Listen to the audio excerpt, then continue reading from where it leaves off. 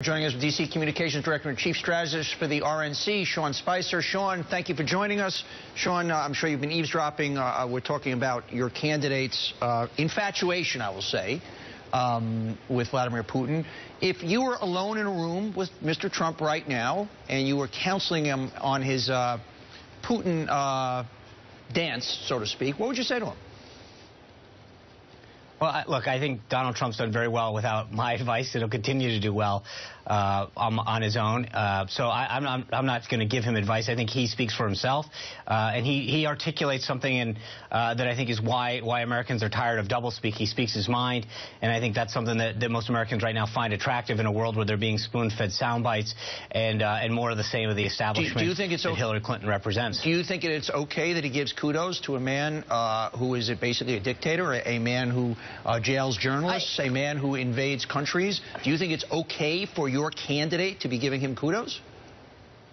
I think that a lot of folks in the media are overplaying this and trying to talk about him doing kudos. He was very clear about the context in which he was doing it. He didn't approve of the system of government or the way he did, but he had given him a compliment, and he said, I appreciate his compliment. I don't agree with their system of government, but let's keep it in context, Donnie. Sean, do you think Vladimir Putin's a better leader than Barack Obama? That's not and I don't think it is two totally separate different systems of government, and I think it's hard to put making apples and apples competition. That's what Donald Trump. I'm a proud American, and I think we should all be respectful of the office of the President of the United States. But that's what Donald Trump did. He said that Vladimir Putin was a better leader than Barack Obama. So do you agree with that or not? I gave you my answer, John. You did? Yes, and I'm not going to. I mean, Donald Trump speaks for Donald Trump. I think if he's made it very clear what he believes, and I think that our job is to help get out the word and make that contrast with Hillary Clinton. But he's made very clear, and I think taking part of that quote in context, or out of context rather, is a little misleading. I mean, he was very clear that he didn't approve of the system of government that exists in Russia or some of the actions, but he was talking about the following that he had and the decisiveness, especially with respect to how Russia is dealing with ISIS. Okay. I actually don't think it's an unfair question to ask you whether you think Vladimir Putin's a better leader than Barack Obama. It's just a straightforward question. It's either a yes or no. I don't think it matters what I think. Donald Trump has stated his position. I think you doing mental gymnastics over and over again on this is not getting any further. Go ahead, Donnie. Okay, Rudy Giuliani last night went on record on Chris Matthews and said that Mr. Trump has acknowledged that basically the birther movement was false and that Barack Obama is a U.S. citizen. Has Donald Trump come out and said that? Not that I'm aware of, but I take Mayor Giuliani spends a lot of time with him, so if he's said it, I trust what the mayor has said. But Sean, you're spending some fair amount of time in Trump Tower now, so again, just to follow up on Donnie's question, there is some question. I have not heard Mr. Trump say now that he believes that Barack Obama is a legitimate president who was born in the United States. Mayor Giuliani said that last night. Does Mayor Giuliani speak for the Trump campaign, to your knowledge, on this matter?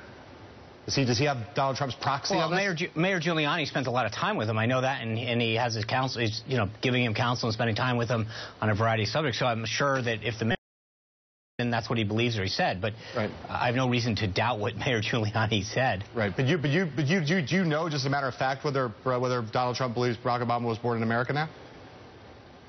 I do. I have not heard him say that. That has not been a subject of conversation. No. Right. So after there's been a lot of reporting, and I really want you to try to clear this up. There's been a lot of reporting on right now about the state of relations between the RNC and you're at the point of this, the state of the relations between the RNC and the Trump campaign. When Chairman Priebus didn't put out a statement after Donald Trump's immigration speech, there was a New York Times story that suggested there was a lot of discord. What's the state of affairs there? Well, that was entirely false. There was never a statement drafted, never one asked for. I mean, it literally was made up of whole cloth. There was never a statement. There was never a draft. There was never a thought. There was never a question. There was never an email about a statement. It literally was completely false. The state of relations, as you noted, I've been up at Trump Tower. Chairman Priebus was up there this week. He was on the plane with Donald Trump. We were speaking at voter values together. We just held a call about our ground game with Dave Bossy of the Trump campaign, touting what we've actually done to put the most comprehensive ground game in terms of voter contact and people out on the ground. So I think we have a tremendous relationship with the Trump campaign. It's probably one of the best hand-in-glove operations that I've ever seen in the last 30 years in politics. There's been a lot of talk about the Trump Get Out the Vote campaign. I think the words he used was, in the history of politics, we're going to have the greatest get out vote ground game yet. When we see offices, field offices in various states, we see Hillary Clinton with 58 offices in Florida, and I think Donald Trump with 1 or 2. How is that magically, where are those elves going to come from? That's actually, yeah, that's actually, I'm glad you brought that up, Donnie, because here's the problem. The Hillary Clinton campaign has gone out there and touted offices. And frankly, we do have a ton of offices. I think we have 30-something offices in Florida, 40 or 50 in Ohio, and more coming online. But the bottom line is, here's the bigger thing. It's what they're not talking about. They're not talking about voter contact, and they're not talking about staff.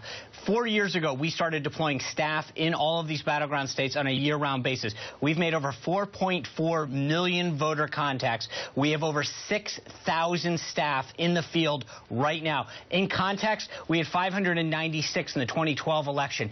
That is an exponential factor of 12.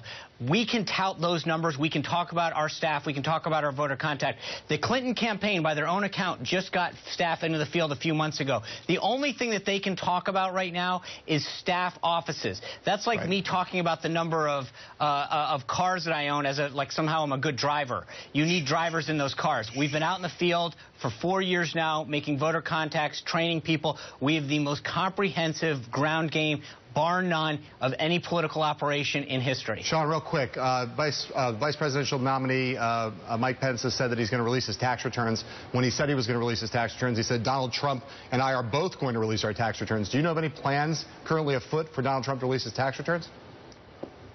I'm not aware of one. Okay.